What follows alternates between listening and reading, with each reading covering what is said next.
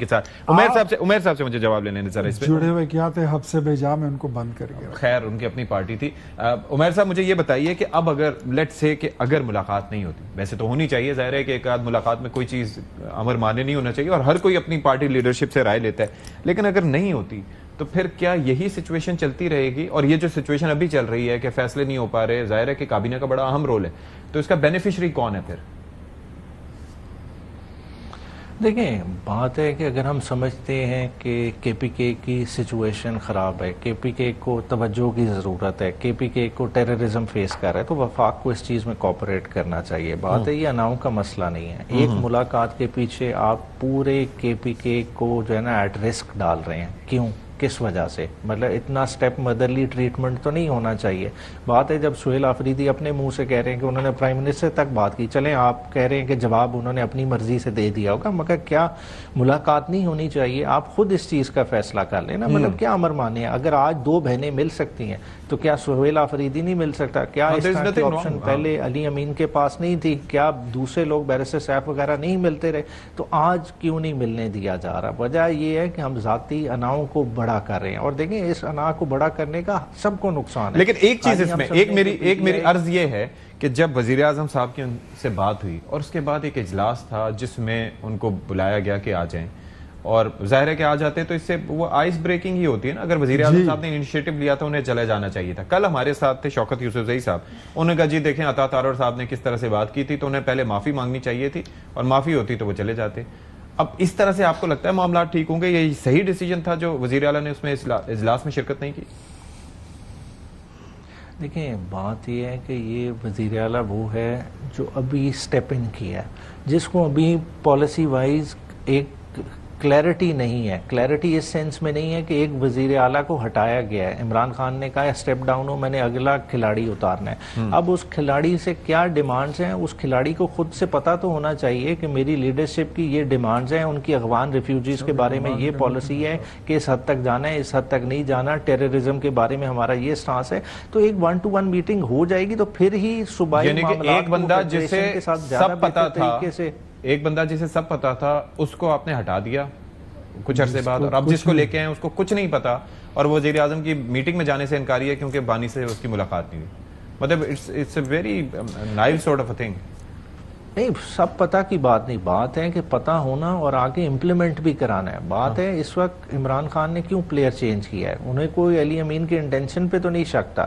انہوں نے سمجھا کہ ایک ڈیڈ لاک سا کریٹ ہو گیا, اس ڈیڈ لاک کو توڑنے کے لیے انہوں نے اپنا بہتر ایک کھلاڑی سمجھا, اس کو اتارے.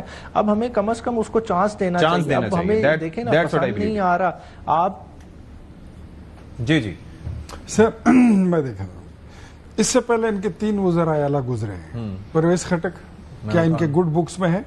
نہیں. محمود خان ان کے گڈ بکس میں ہے؟ نہیں. علی امین یہ آج جتنی تعریفیں کر رہے ہیں, زمین اور آسمان کی کلابیں میلائی جا رہی ہیں سہیل آفریدی کے لیے, اس سے زیادہ علی امین کے لیے دبنگ کا نام دیا گیا, پتہ نہیں کیا کیا نام دیے گئے تھے. آج اس کے خلاف پاکستان تحریک انصاف 9 تاریخ کو فیصلہ کر چکی تھی کہ ہم نے اس کے خلاف عدم اعتماد کی تحریک لانی ہے. اچھا, کیونکہ اس نے ہینڈ ریٹن ریزگنیشن نہیں بھیجی. یہ ہم میں سے ٹریٹر ہے, یہ ہم میں سے غدار ہے, اور اس کا آج نام جو ہے نا وہ غداروں کے لسٹ میں آتا ہے ابھی بھی. مطلب اس کو ہٹایا کیوں گیا ہے؟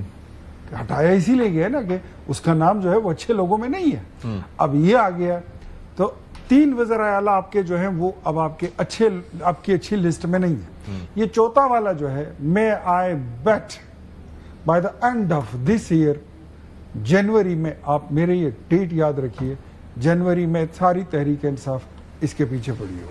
ایسا ہی ہے جو اگر ہے معاملہ کہ اگر وہ نہ قبول ہوا یا اس شرائط پہ پورا نہ اتر سکے تو پھر ایسے ہی ہوگا. جنوری تک کی کوئی شیلف لائف ہے. انفیکٹ یہ جو ہے نا ان کی لانچنگ سیریمنی بڑی اچھی ہوتی ہے, اینڈنگ سیریمنی کوئی نہیں ہوتی. عمیر صاحب دیکھیں پالیٹکس میں اس طرح کے حالات میں پریڈکٹ کرنا بڑا مشکل ہوتا ہے، مگر ایک چیز تو طے ہے. دیکھیں علی امین کو 1 سال 7 ماہ ملے تھے، ٹھیک ہے، اور اگر جس طرح سے اب کا ٹائم ہے، میں نہیں سمجھتا کہ اتنا لمبا ٹائم نئے سی ایم کے پاس ہے.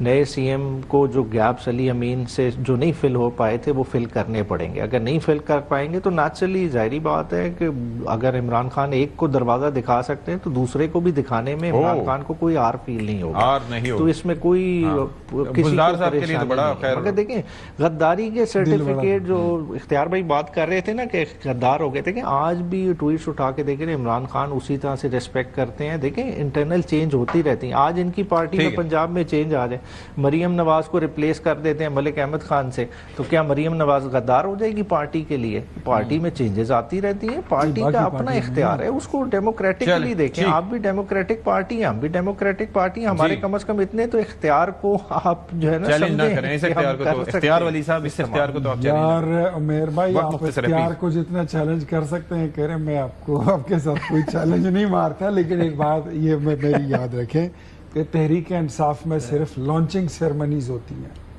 50 لاکھ گھر، 1 کروڑ نوکریاں، مدینے کی ریاست، نیا پاکستان، بلدیاتی وہ انقلاب، اور پھر اس کی اینڈنگ سیرمنی کیا ہوئی؟ یہ جیب سے کاغذ نکالا، مجھے امریکہ نے نکالا ہے. نہیں، امریکہ کا تو ویسے نام منہ سے نکل گیا. ٹھیک ہے.